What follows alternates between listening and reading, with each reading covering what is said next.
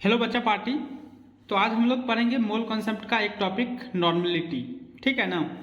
तो ये concentration term में सबसे इंपॉर्टेंट टॉपिक होता है कंसंट्रेशन टर्म में। ठीक है ना।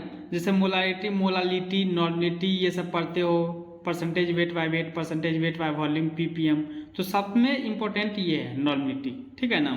तो इसमें देखते हैं नॉर्मलिटी होता क्या है। सबसे पहले तो देखो, ये होता है number of gram equivalent of solute divide by volume of solution in litre. मतलब सॉल्यूट का जो ग्राम इक्विवेलेंट होता है उसको हम लोग ऊपर में रखते हैं और नीचे में क्या रखते हैं, सॉल्यूशन का वॉल्यूम लीटर में। अब देखो यहाँ पे ग्राम इक्विवेलेंट एक नया टर्म आ गया। तो ग्राम इक्विवेलेंट होता क्या है, तो जैसे मोल होता है ना, तो मोल क्या होता है, गिवन मास अपॉन मोलर मास। तो ग्राम इक्विवेलेंट क्या होता है, given mass upon equivalent mass होता है। बस मोलर मास की जगह क्या रखोगे आप, इक्विवेलेंट मास रखोगे। तो ग्राम इक्विवेलेंट यहाँ पे एक नया टर्म है। तो ग्राम इक्विवेलेंट जैसे मोल होता है गिवन मास अपॉन मोलर मास, तो यहाँ पे बस इक्विवेलेंट मास लिख देना मोलर मास की जगह। अब देख सकते हो यहाँ पे इक्विवेलेंट मास एक नया टर्म आ गया। तो इक्विवेलेंट मास क्या होता है, तो देख सकते हो ये होता है molar mass upon n factor. ये क्या होता है, molar mass upon n factor होता है। ठीक है ना। अब equivalent mass molar mass upon n factor होता है। इसको जब यहाँ पे रखोगे तो यहाँ पे क्या आ जाएगा, मतलब मोलर मास एन फैक्टर ऊपर चल जाएगा। अब गिवन मास अपॉन मोलर मास क्या आ जाएगा, मोल हो जाएगा, एन फैक्टर मल्टीप्लाई हो जाएगा। तो मोल इंटू एन फैक्टर होता है। अगर आप बोलो तो ग्राम इक्विवेलेंट क्या होता है, मोल इंटू एन फैक्टर होता है। आप ऐसे भी बोल सकते हो। ठीक है ना। अब ये जो नया टर्म है सब इसमें रखोगे ना, तो नॉर्मलिटी क्या हो जाएगा बताओ, given mass upon molar mass into n factor divide by volume of solution. ठीक है ना, ये पूरा हो जाएगा। अब इसमें एक नया टर्म है एन फैक्टर। अब देखो एन फैक्टर का एक सेपरेट वीडियो है, वो आप जाके देख लेना, क्योंकि एन फैक्टर एक अपने आप में एक बहुत इंपॉर्टेंट चीज होता है। ठीक है ना। तो एन फैक्टर आप अलग से जाके देख लेना। ठीक है ना। तो नॉर्मलिटी क्या होता है, गिवन मास अपन मोलर मास, ऊपर में एन फैक्टर रहेगा, नीचे में volume of solution in litre में होगा। अब देखो एक चीज क्या होता है, मोलारिटी। मोलारिटी क्या होता है बच्चों, तो ये होता है सॉल्यूट का मोल divide by volume of solution. और नॉर्मलिटी क्या होता है, तो सॉल्यूट का ग्राम इक्विवेलेंट। और मोलारिटी क्या होता है, तो सॉल्यूट का मोल। और नीचे में देखो volume of solution in litre, दोनों में क्या है, सेम है। अब मोल्स क्या होता है, तो गिवन मास अपन मोलर मास होता है, वॉल्यूम तो रहेगा ही।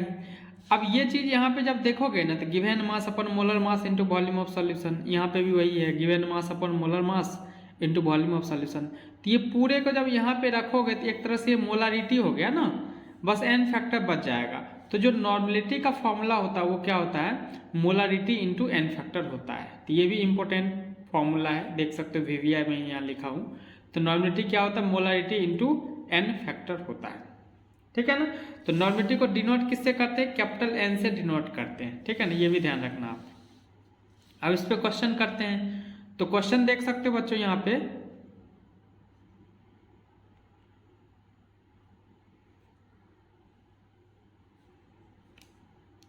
अब यहाँ पे बच्चों क्वेश्चन देख सकते हो आप, calculate the normality of A solution, calculate the normality of a solution of oxalic acid containing 120 gram of the acid in 500 ml of the solution। तो ऑक्जेलिक एसिड क्या होता है, तो COOH होता है।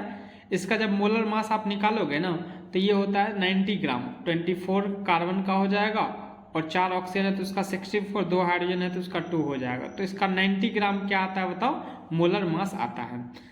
एन फैक्टर ऑक्जेलिक एसिड का कितना होता है, 2 होता है। अब देखो एन फैक्टर का मैं अलग से वीडियो बना चुका हूँ, बस यहाँ पे थोड़ा मैं बता देता हूँ कि एन फैक्टर इसका 2 क्यों आता है। देखो जितना रिप्लेसेबल हाइड्रोजन होता है ना, उतना एन फैक्टर होता है। तो जब इस एसिड को आप पानी में डालोगे ना, तो 2H+ यहाँ से रिमूव होगा, तो इसका मतलब इसका एन फैक्टर कितना होगा, 2 होगा।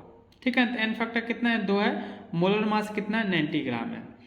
अब फॉर्मूला लगाओ, नॉर्मलिटी क्या होता है, नॉर्मलिटी होता है, नॉर्मलिटी क्या होता है, given mass upon molar mass into n factor divide by volume of solution. तो यहाँ लगाओ, तो गिवन मास कितना दिया हुआ है, 120 ग्राम, मोलर मास कितना है, 90, एन फैक्टर कितना है, 2 है। और वॉल्यूम ऑफ सॉल्यूशन लीटर में ले लेना है। तो ये 500 ml है, तो इसको लीटर में जब कन्वर्ट करोगे तो 1/2 आएगा। तो ये 2 ऊपर चल जाएगा तो 4 आ जाएगा। इसको जब सॉल्व करोगे तो 16/3 आएगा, मतलब 5.33 नॉर्मल होगा। ठीक है, एन आता है इसका यूनिट।